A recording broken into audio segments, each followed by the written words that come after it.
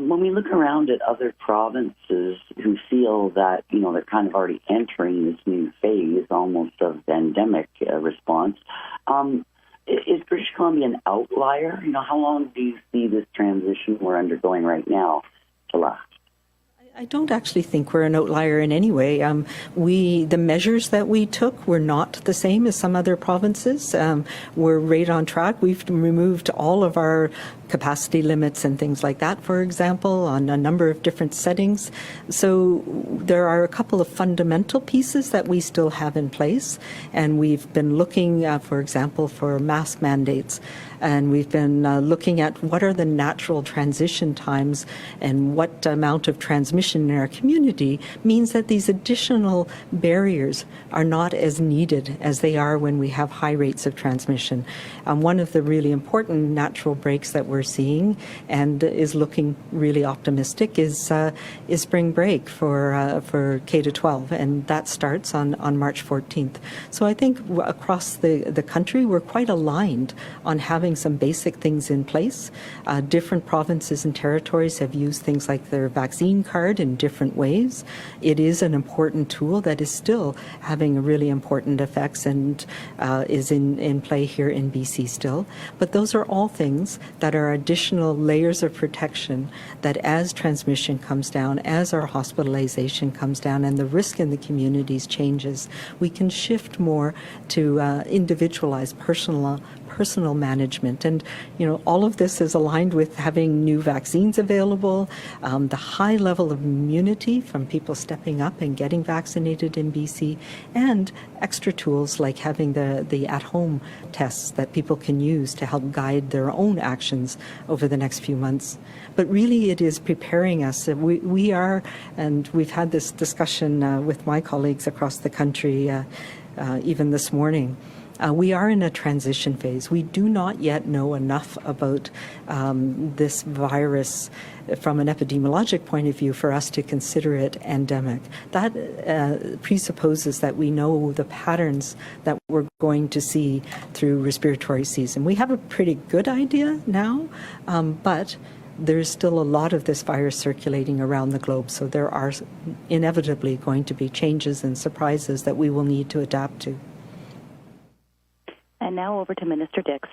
Just to say that I think our approach has been founded on the advice from the Provincial Health Office, from the BC CDC, and has been, I think, compared to other jurisdictions, not just in Canada but around the world, the most consistent approach. That has meant that for children in schools, they've had the most opportunity to be in school of all the jurisdictions because we've taken a consistent approach and have had the remarkable work of not just people in public health, but of teachers, the support of parents and the children themselves. I think our approach has been consistent in while it may not feel this way living in British Columbia all the time where measures change, we've had the most consistent approach to public health measures, and that has led in part, I think, in addition to the contributions of British Columbians, the most significant adherence to public health measures, because it is the adherence that's been the most important thing.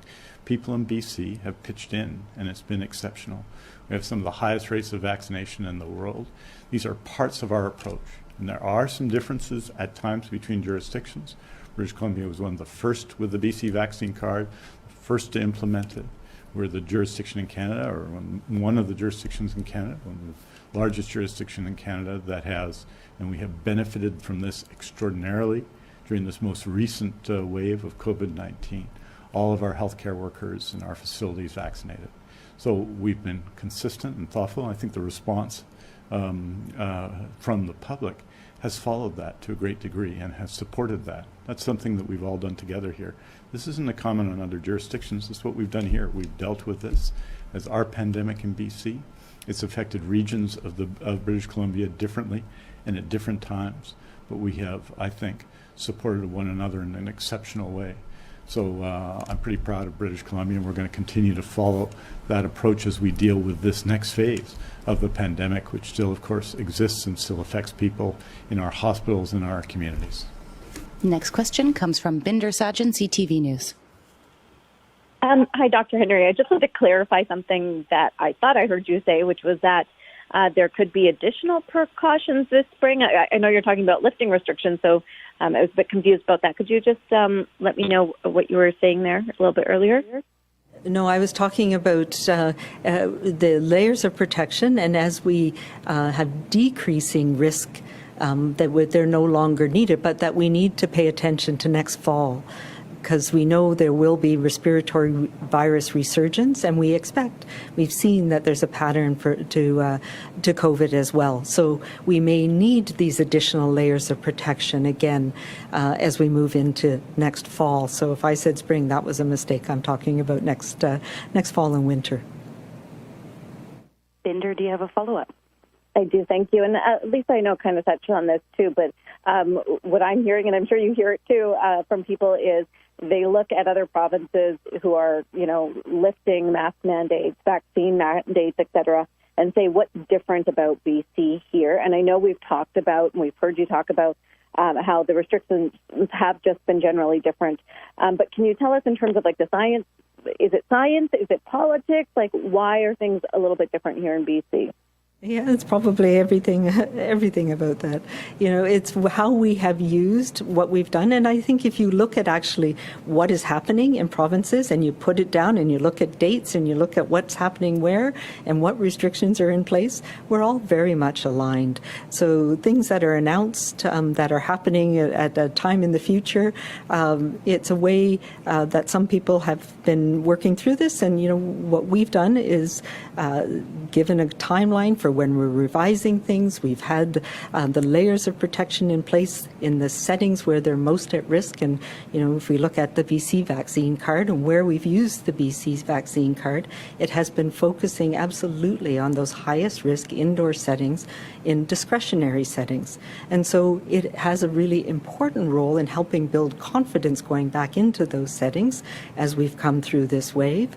And we know that it does reduce risk to have only vaccinated people, because we know that over 60% now of people who are vaccinated have had their booster dose, and that reduces risk of transmission. So yes, we are following the process that we've been using, and that is slightly different than how other provinces have used their vaccine cards. So it's all the same science. It's how it's been implemented and where we've been using things, what restrictions are in place, when and where, that have varied a little bit between provinces.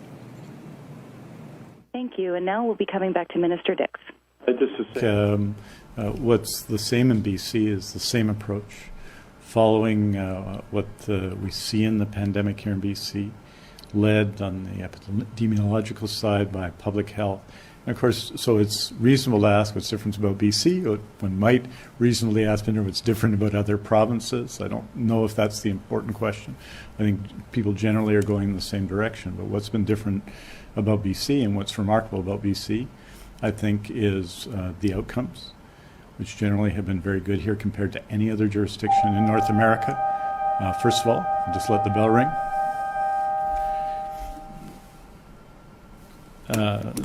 The outcomes have been very good, and I think our response has been consistent. So it's not a race of a few days. I think one province just announced changes today. And so we're going to continue to follow the same approach, and I think that's what people in BC want. They want, we've had, in many cases, relatively fewer measures, more consistency of measures. And so whether it happens one day or 1 week in one province and 1 day and 1 week in another province isn't the important question. I think the overall approach continues to be the same, continues to be led by the response to the pandemic and the need to support public health. And I'd say this one thing finally. While we have less than half of what we had the people in hospital that we had with COVID-19 at the height of this wave, we've still got a significant number of people in hospital. We still have people affected in our healthcare system, as you see in the numbers.